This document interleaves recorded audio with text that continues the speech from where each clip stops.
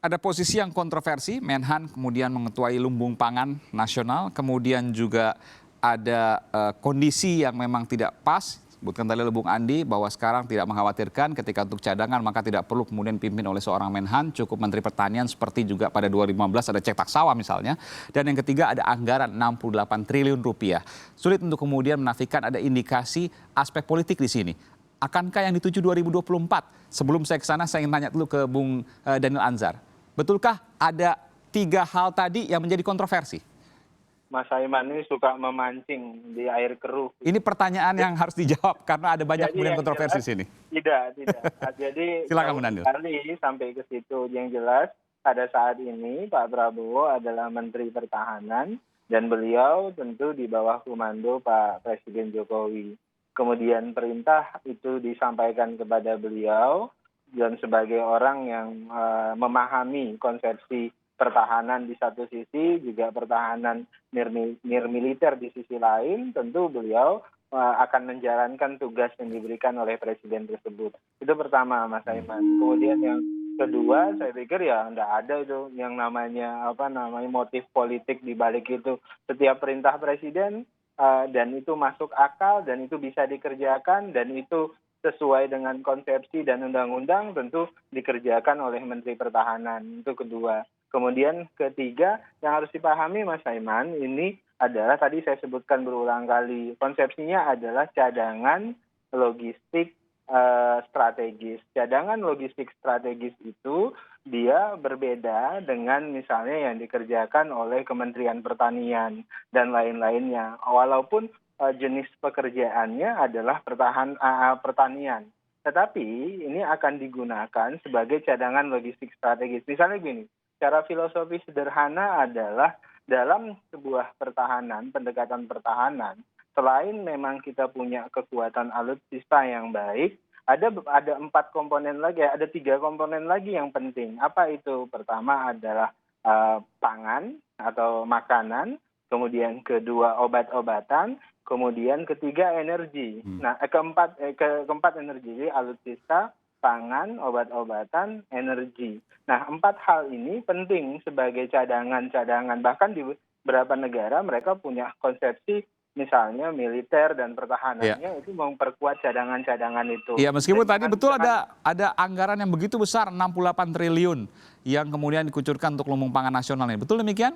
Ya, proses untuk pengerjaan ini kan pekerjaan jangka panjang, Mas Aiman. Ya. Dia tidak hanya dikerjakan untuk 2020, tapi 2021, 2022, dan dalam jangka yang panjang dalam beberapa kuartal untuk memastikan kita punya cadangan pangan yang cukup di masa yang akan datang. Sehingga kita punya konsep cadangan yang baik. Tambah lagi misalnya nanti bisa melibatkan pihak ada pihak tentara yang juga bisa membantu, kemudian pihak-pihak yang lain. Dan jangan lupa ini berbeda dengan program cetak sawah. Jadi yang dikembangkan di sana bukan cuma padi, tapi juga kemudian singkong dan macam-macam ya. Disesuaikan dengan kontur tanah dan kesesuaian tanah di sana.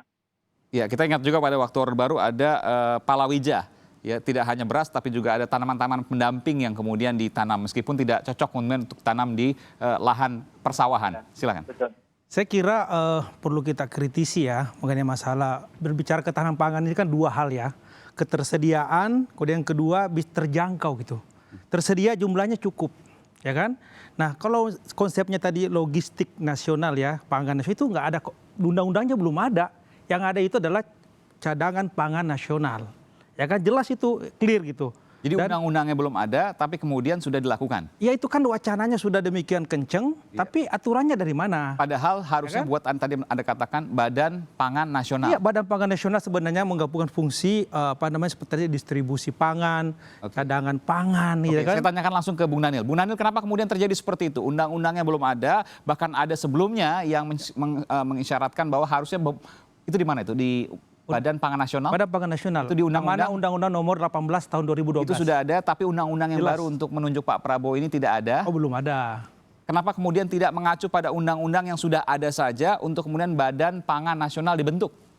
Badan Pangan Nasional itu berbeda fungsinya dengan rencana food estate yang sekarang dikerjakan di Kalimantan Tengah itu. Tadi saya sebutkan, ini konsepsinya adalah konsepsi untuk membackup kebutuhan pangan kita yang sudah dikerjakan oleh tupoksi Kementerian Pertanian, Bulog dan sebagainya. Dia pendekatannya adalah pendekatan cadangan. Kemudian juga nanti kan ada konsepsi produksi tadi seperti disampaikan oleh Bang Andi. Selain produksi juga kemudian ada cadangan, kami sebut di istilah cadangan, kemudian ada istilah distribusi. Ini untuk melakukan tugas-tugas itu.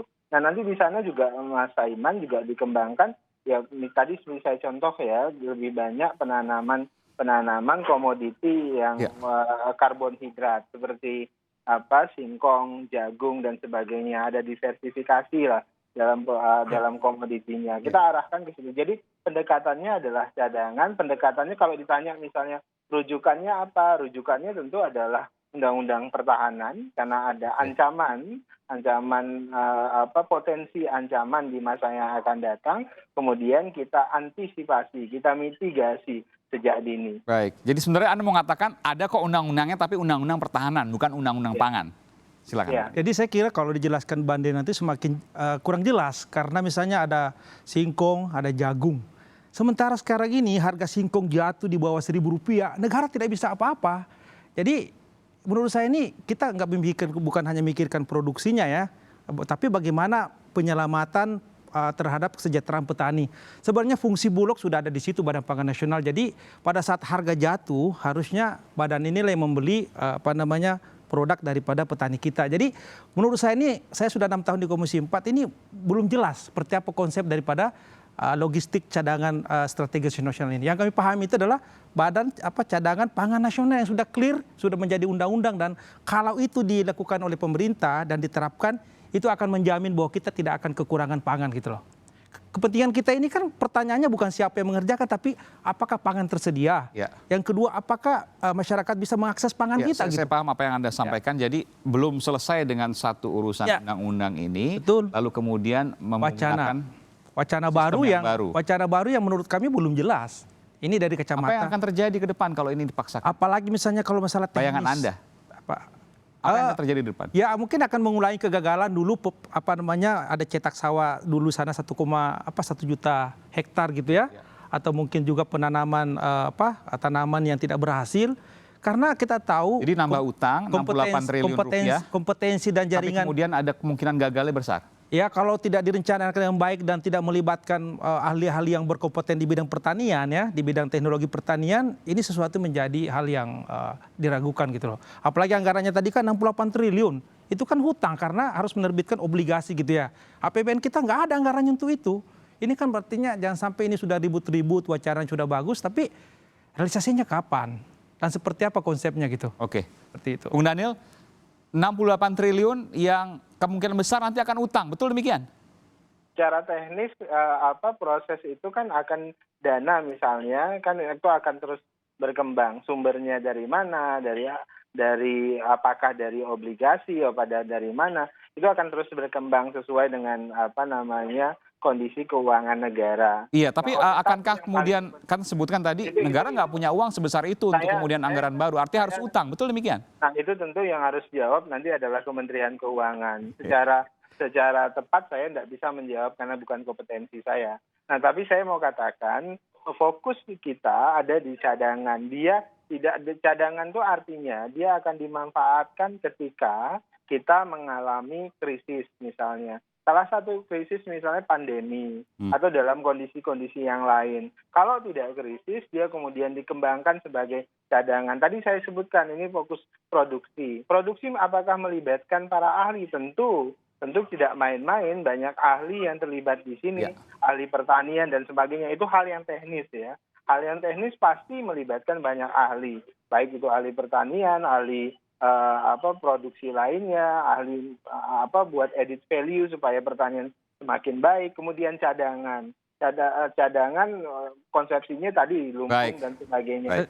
Singkat saya terakhir karena sudah habis waktu ya. Kalau begitu apa bedanya dengan fungsi Bulog ya, bahwa ada dikatakan cadangan beras pemerintah. Bulog itu harus bisa menyiapkan di gudangnya ya seluruh Indonesia itu minimal 500.000 ton. Oke, Jadi sebenarnya kalau ini ya kalau cadangan seperti apa bedanya dengan yang sekarang Oke, ini? pertanyaan sederhana, silakan Bung Daniel, terakhir. Ya, berbeda, tadi saya sebutkan, ini justru membackup misalnya Bulog dan sebagainya. Kondisi-kondisi tertentu yang kita tidak tahu. Bulog harus di backup? Ya tentu dong, Anda perhatikan kan sekarang, misalnya tambah lagi ini pengerjaannya nanti akan lebih efisien tentu. Baik, Kenapa? Karena kan ini akan menggunakan banyak tenaga negara, dalam tanda kutip ya. Negara itu artinya misalnya tadi prajurit kita, kemudian nanti kita punya komcat, komponen cadangan, itu juga bisa dimanfaatkan untuk itu. Nah sedangkan yang lain kan berbeda konsepsinya. Jadi yang harus dipahami adalah ini adalah pikiran maju bagi yang bisa dihadirkan untuk menyelamatkan pangan kita di masa yang akan datang. Baik, terima kasih Bung Daniel. Kita tentu akan menunggu pencermatan kemudian seperti apa, bagaimana kemudian detailnya karena memang masih abu-abu sesungguhnya. Ya, kita menunggu tapi kemudian konsepnya ketika bicara politik, maka politik tidak akan pernah bisa dibuktikan kecuali melihat dari gejala-gejalanya. Tapi selama untuk kebaikan untuk bangsa kita dukung. Tapi jelas dulu konsepnya seperti apa. Kita tunggu nanti bagaimana kemudian hasilnya. Terima kasih Bung Daniel Anzar Simanjuntak, juru bicara dari Menteri Pertahanan Republik Indonesia, dan juga Komisi 4 dari fraksi Partai Keadilan Sejahtera Bung Andi Akmal. Terima kasih.